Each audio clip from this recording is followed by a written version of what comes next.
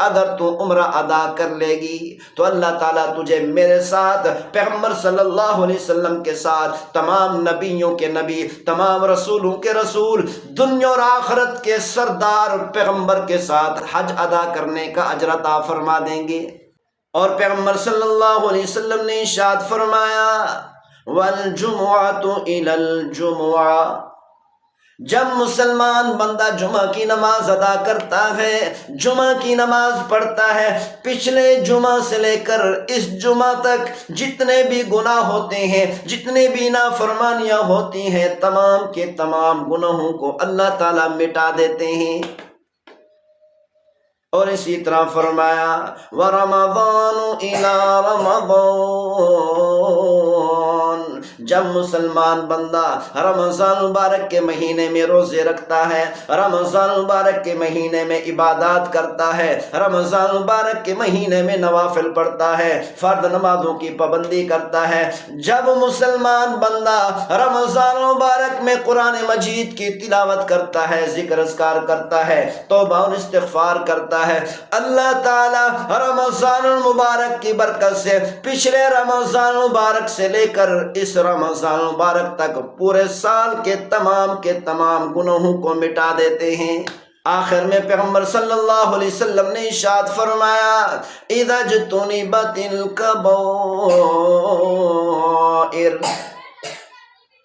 شرط یہ ہے کہ کبیرہ گناہوں سے بچا جائے، کبیرہ گناہ نہ کیے ہوں۔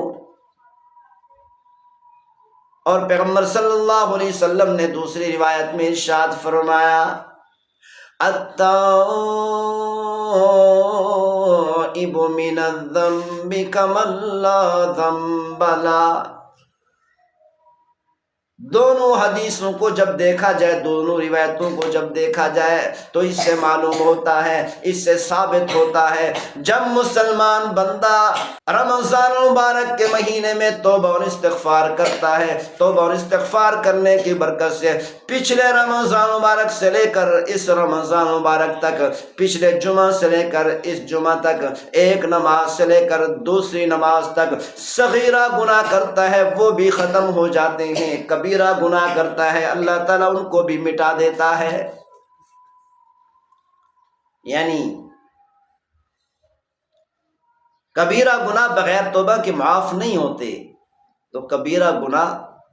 جب مسلمان بندہ توبہ کرتا ہے، اللہ تعالیٰ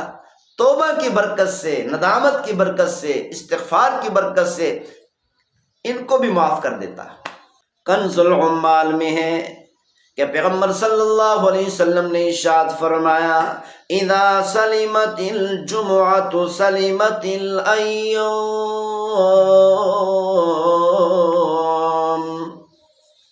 جب مسلمان بندہ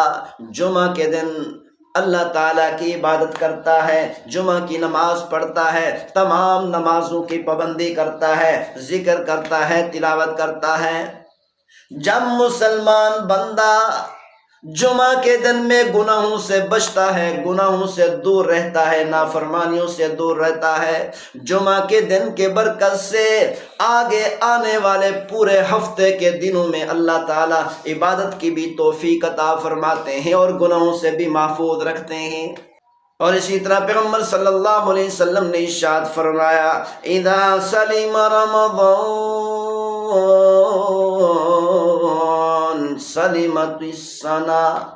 پیغمبر صلی اللہ علیہ وسلم کا ارشاد گرامی ہے جب مسلمان بندہ رمضان المبارک کے مہینے میں اپنے آپ کو گناہوں سے دور رکھتا ہے، نافرمانی سے دور رکھتا ہے، اگر گناہ ہوتا ہے تو فوراً توبہ اور استغفار کر لیتا ہے، نمازوں کی پابندی کرتا ہے، پابندی سے روزے رکھتا ہے، پابندی سے قرآن مجید کی تلاوت کرتا ہے، پابندی سے اللہ کا ذکر کرتا ہے، استغفار کرتا ہے، زیادہ سے زیادہ عبادات میں لگتا ہے، زیادہ سے زیادہ عبادات کرتا ہے، اللہ کے راستے میں زیادہ سے زیادہ خرچ کرتا ہے، رمضان مبارک کی عبادات کی برکت سے جو کام، جو عبادات اس نے زیادہ کیے ہوتے ہیں، ان تمام عبادات کی برکت سے، رمضان المبارک کی برکت سے ان تمام عبادات کی اللہ تعالیٰ پورا سال توفیق عطا فرماتے ہیں۔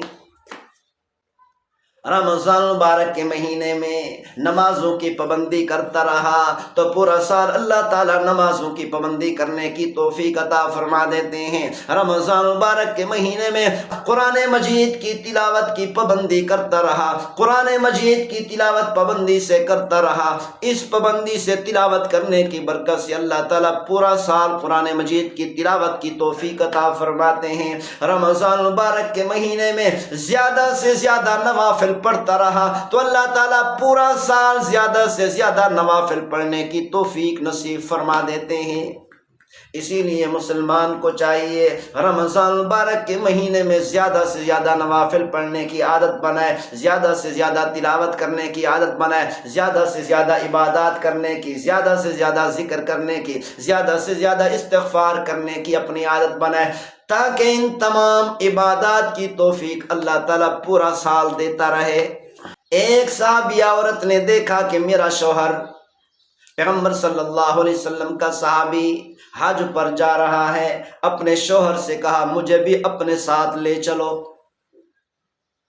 اس صحابی رضی اللہ تعالیٰ عنہ نے کہا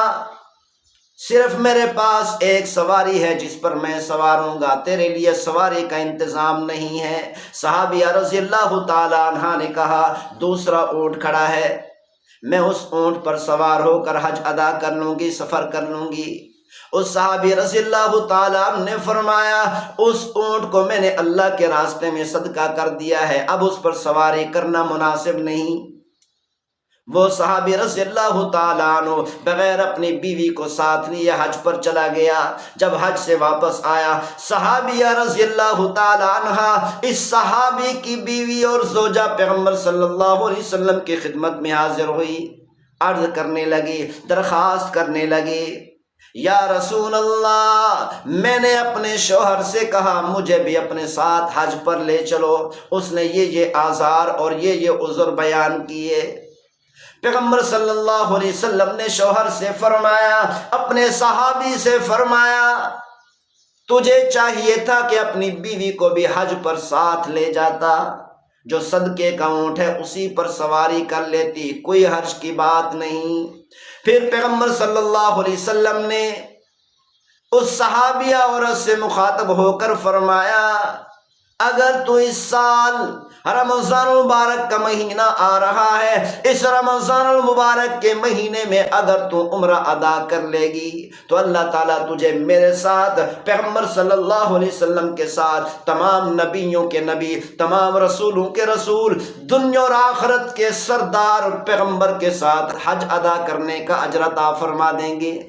اسی لیے ہر مسلمان کو چاہیے جن کو اللہ تعالیٰ نے توفیق دی ہے رمضان مبارک کے مہینے میں